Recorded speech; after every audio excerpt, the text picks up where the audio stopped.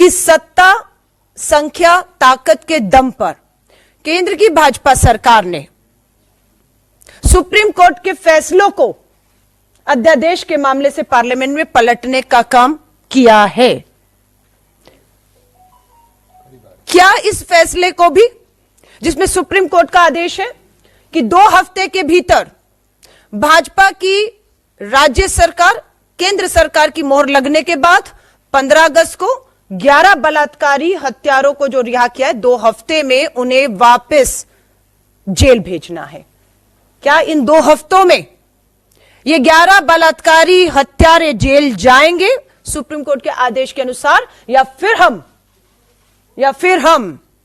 सत्ता और संख्या के दम पर सुप्रीम कोर्ट के इस फैसले को पलटते हुए बलात्कारी और इन 11 हत्यारों को यूं ही आजाद घूमते हुए देखेंगे? क्योंकि ये सरकार ने जब इन्हें रिहा किया, तो याद रखिएगा 15 अगस्त 2022 को जब रिहा किया, तब गुजरात का चुनाव सर पर खड़ा था। 11 को रिहा ही नहीं किया, विश्व हिंदू परिषद और भाजपा के मंचों पर बिठा बिठा कर इनको प्रचार प्रसार में लेकर गए और अपनी सरकार गुजरात में बनाई। आज 2024 के चुनाव है, उससे पहले यह महत्वपूर्ण फैसला आया है। अब क्या 2024 में से पहले ये जेल जाएंगे इसी महीने, जो 2 हफ्ते का समय सुप्रीम कोर्ट ने दिया है, या अध्यादेश लाके सत्ता और संख्या के दम पर इस फैसले को पलटकर 24 में ये फिर 400 पार का भाजपा का नारा, हैट्रिक के नारे को ये बलात्कारी और ये इनके विधायक मोदी जी के लिए, भाजपा के लिए साकार करेंगे? ये देश पूछ रहा है, ये देश पूछ रहा है।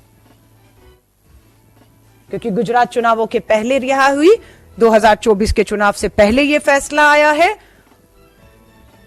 और हम देश के प्रधानमंत्री को कहते हैं, आइए देश के सामने, 10 साल हो गए आपके जुमले, आपके नारे हकीकत से कोसों दूर हैं। आपको बताया अपराधियों के साथ सरकार कहां खड़ी है। हरियाणा में बार बार एक बलात्कार के दोषी उम्र कैद में उन्हें आप बार बार बेल देते हैं। ब्रजभूषण की एफआईआर, गिरफ्तारी नहीं होती, न्याय नहीं मिलता है। मणिपुर की बेटियां यहां पर आपकी दिल्ली की दहलीज पर, जंतर मंतर पर अपना सर पटक पटक कर चली गई, उनके लिए भी एफआईआर और कानूनी कार्रवाई सरकार करे, सुप्रीम कोर्ट को फटकार लगानी पड़ी। तब हरकत में आई केंद्र की और मणिपुर की सरकार, और आज भी केंद्र और गुजरात में भाजपा की सरकार और सुप्रीम कोर्ट का यह फैसला पूरी तरह से भाजपा को बेनकाब करता है। हम सुप्रीम कोर्ट का धन्यवाद करते हैं कि उन्होंने ऐसे समय पर,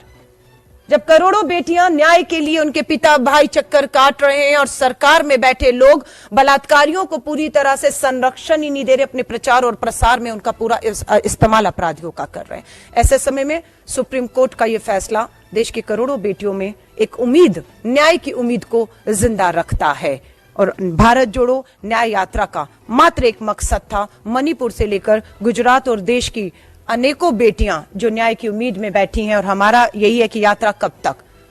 भारत जोड़ो न्याय यात्रा कब तक, भारत जोड़ो न्याय यात्रा न्याय का हक मिल जाने तक। और ये लड़ाई लंबी है, उस लंबी लड़ाई के लिए 4000 किलोमीटर की यात्रा के बाद श्री राहुल गांधी जी अब 6713 किलोमीटर की, पहले दक्षिण से उत्तर और अब पूर्व से पश्चिम की ये यात्रा पे निकल रहे हैं, ताकि देश की करोड़ों बेटियां जो आज भी अन्याय के बीच में सत्ता के समर्थित इन अपराधियों का मुकाबला कर रही हैं। बिल्किस बानो के ये अपराधी दोषी 1 साल पहले 15 अगस्त 2022 को बाहर आए। आप सोचिए बिल्किस बानो और उन बेटियों पर क्या गुजरी होगी इस 1 साल में, कि आजादी का अमृत महोत्सव अपराधी बलात्कारी हत्यारों के लिए था, और बेटियों के लिए आजादी नहीं, गुलामी का जहर इस 1 साल में इन 11 बलात्कारियों की रिहा में इस 1 साल को उन बेटियों ने पिया है। उम्मीदें टूट रही थी कि नहीं होगा अब कुछ, कोई न्याय नहीं होगा, पर सुप्रीम कोर्ट धन्यवाद कि उन्होंने हमारी बेटियों की, देश की अनेकों लोगों की उम्मीदों को जिंदा रखने का काम किया है। और हम पूरी वचनबद्धता के साथ इस लड़ाई को मजबूती के साथ कानूनी तौर से कहें, हर तरीके से कहें, सामाजिक और राजनीतिक तौर से लड़ने के लिए भारतीय राष्ट्रीय कांग्रेस पूरी तरह मुस्तैदी से तैयार।